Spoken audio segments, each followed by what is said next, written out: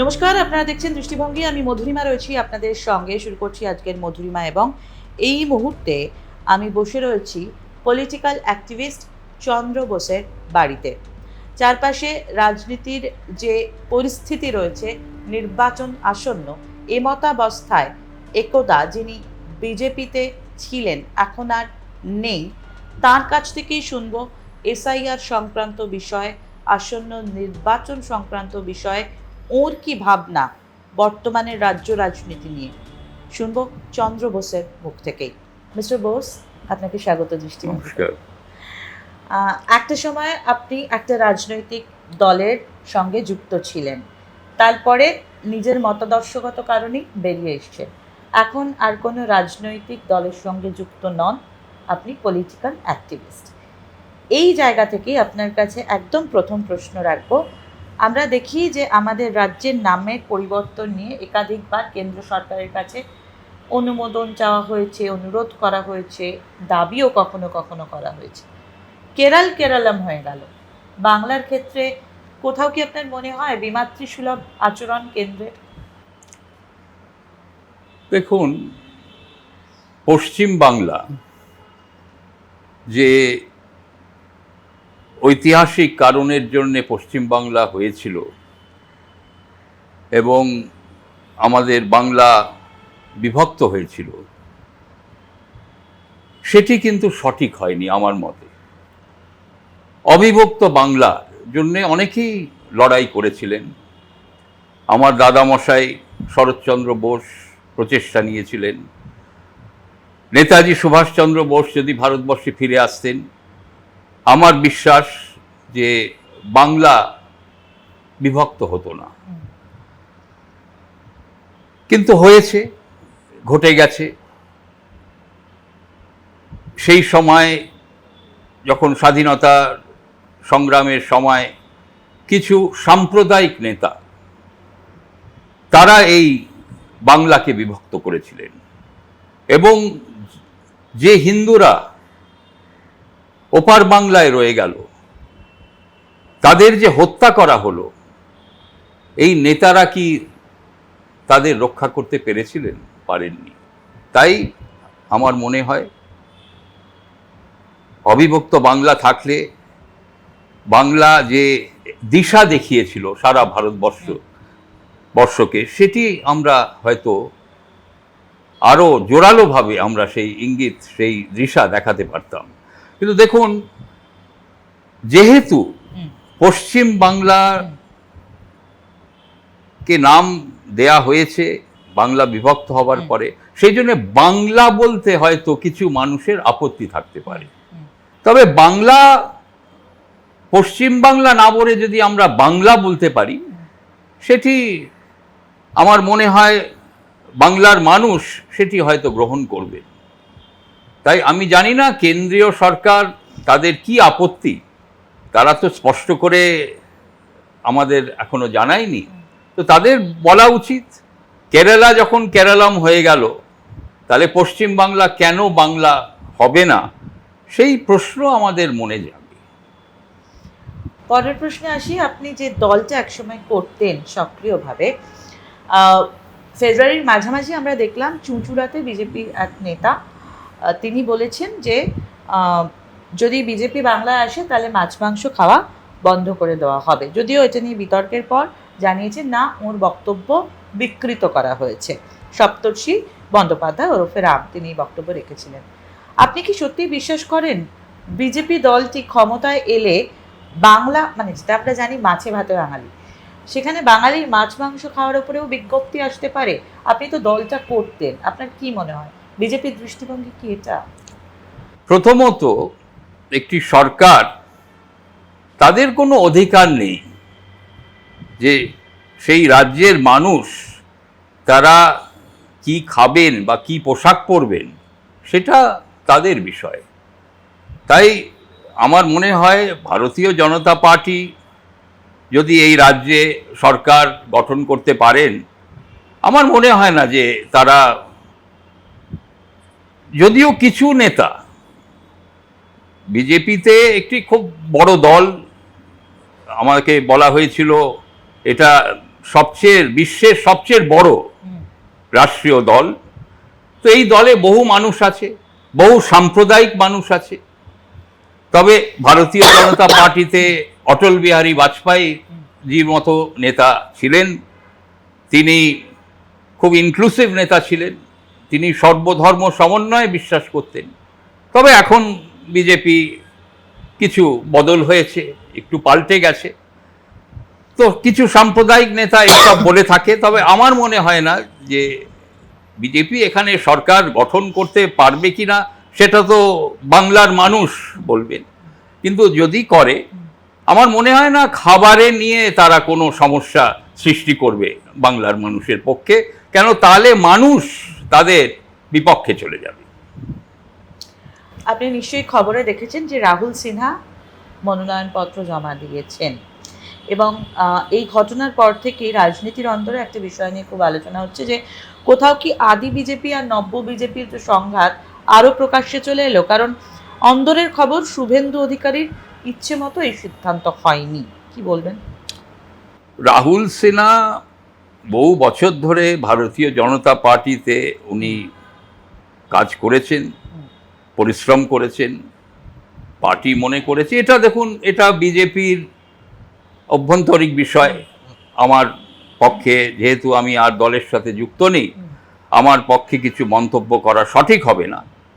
তবে রাহুল সিনহা যেহেতু কাজ করেছে দলের পক্ষে, যখন দলে কেউই হয়তো সেভাবে ছিল না, সেই সময় থেকে বিজেপির সাথে উনি যুক্ত আছেন, তাই পার্টি মনে করেছেন ওনাকে রাজ্যসভায় পাঠানো উচিত, তারা পাঠিয়েছে। ভালো, আমি ওনাকে স্বাগত জানাই। আপনি যেটা বললেন শুভেন্দু অধিকারীকে নিয়ে, এই সঙ্গেই একটা প্রশ্ন আসে যে একদিকে শুভেন্দু অধিকারী, একদিকে দিলীপ ঘোষ, আরেকদিকে শ্রমিক ভট্টাচার্য, আরেকদিকে সুকান্ত মজুমদার। বারবার কথা ওঠে যে আলাদা আলাদা লবি। এটা কতটা সত্যি? যদি সত্যি হয় তাহলে কেন? কারণ পার্টি লাইন তো এক যতক্ষণ না হবে ততক্ষণ সব মানুষের ভরসার জায়গায় পৌঁছানো সম্ভব নয়। যেমন তৃণমূল কংগ্রেসের ক্ষেত্রে সুপ্রিমো মমতা বন্দ্যোপাধ্যায়, মুখ্যমন্ত্রীর মুখ মমতা বন্দ্যোপাধ্যায়। বিজেপির তাহলে এই জায়গাটা কিভাবে আপনি দেখেন বা বিশ্লেষণ করবেন? দেখুন, আপনি যেসব নেতাদের নাম করলেন তারা খুব বড় মাপের নেতা, তাদের অবদান আছে। শুভেন্দু অধিকারী আগে তো তৃণমূল কংগ্রেসেই ছিলেন, মন্ত্রী ছিলেন, সাংসদ ছিলেন, তো ওনাকে এখন বিজেপিতে গ্রহণ করা হয়েছে, উনি একটি রাস্তা দেখাচ্ছেন, পথ দেখাচ্ছেন। দিলীপ ঘোষ, আমি যখন বিজেপিতে সহসভাপতি ছিলেন তখন দিলীপ দা তখন সেই সময় সভাপতি ছিলেন, নেতৃত্ব দিচ্ছিলেন।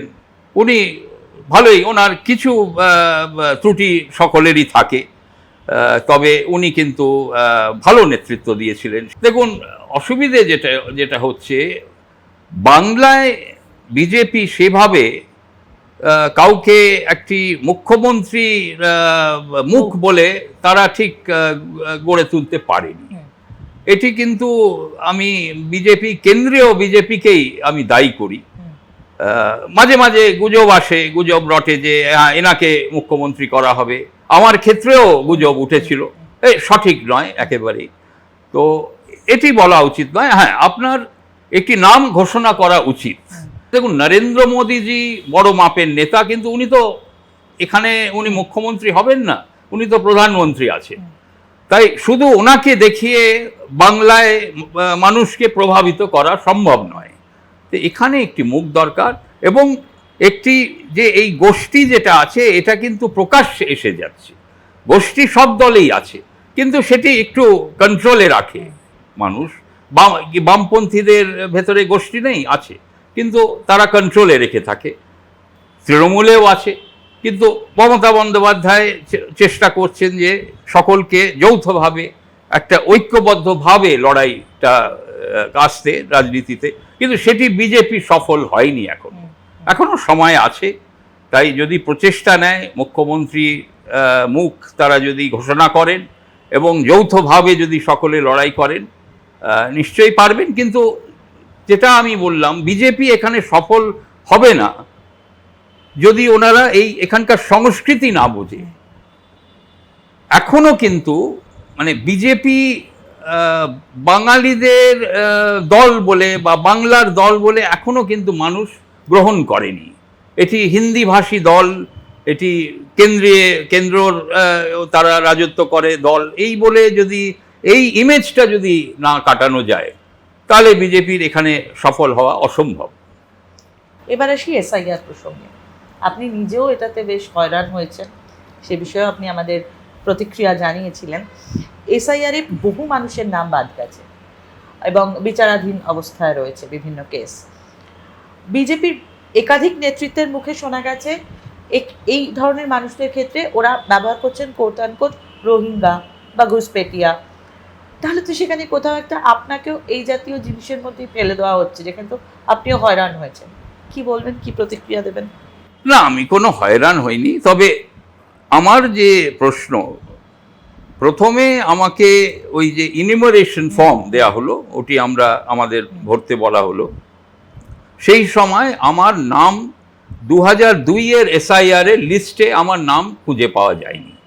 আমি তখন বিএলএ যারা এসেছিলেন আমার কাছে, আমি ওনাদের স্পষ্টভাবে জানাই যে আমার নাম থাকা উচিত, কেন আমি বহু বছর ধরে ভোট করে এসেছি। তবে আমি রাসবিহারীতে ছিলাম না, আমি তখন বালিগঞ্জে থাকতাম। সেই সময় রাসবিহারী আলাদাও ছিল না, বালিগঞ্জের সাথে একসাথেই ছিল 2002-তে। তো ওনারা বললেন, না, যেহেতু আপনার নাম খুঁজে পাওয়া যায়নি, আপনি ওই কলমটা ছেড়ে দিন, ওই কলমটা ভরবেন না।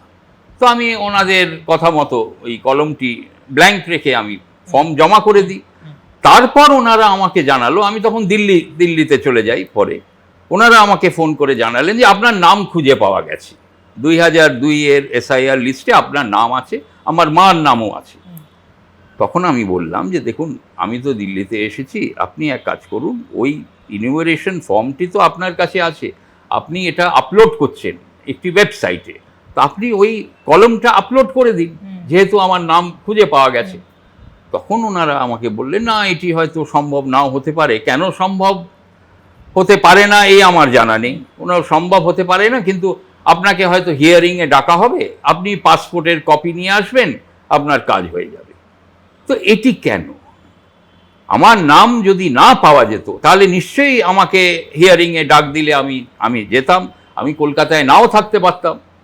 16ই জানুয়ারি আমার তারিখ পড়েছিল, আমি ছিলাম, আমি ফিরে এলাম। দিল্লিতে আমার আরও কয়েকদিন থাকার কথা ছিল, কিন্তু যেহেতু হিয়ারিংয়ে আমায় ডাক পড়লো, তো আমি চলে এলাম। পাসপোর্টের আমি কপি দিলাম এবং আমি ওনাদের বললাম যে আমার নাম তো রয়েছে 2002 লিস্ট। তখন বলে, হ্যাঁ রয়েছে, আপনার তো আসার প্রয়োজনই ছিল না। বলে, আমাকে হিয়ারিংয়ে আপনি ডেকেছেন, তাই আমি এসেছি, আর আপনারাই নাম খুঁজে পাননি, পরবর্তীকালে আপনি পেয়েছেন। তো আমার যে ধারণা যে এইভাবে, দেখুন, এটি খুব গুরুত্বপূর্ণ বিষয়, এসআইআর হওয়া উচিত, নিশ্চিতভাবে হওয়া উচিত, কিন্তু এইভাবে যেভাবে এটি পরিচালনা করা হলো, এটি মানে একটি অপদার্থ। কিন্তু সাধারণ মানুষ, গ্রামে গঞ্জে যারা বাস করে, তাদের 50-60 কিলোমিটার তাদের হেঁটে আসতে হয়েছে, তারা লাইনে দাঁড়িয়েছে, কিছু মানুষ মারা গেছে। এটি কেন হবে? এবং তাদের ঘুষপেটিয়া বা রোহিঙ্গা বলে ডেকে দেওয়া হচ্ছে। কেন হচ্ছে?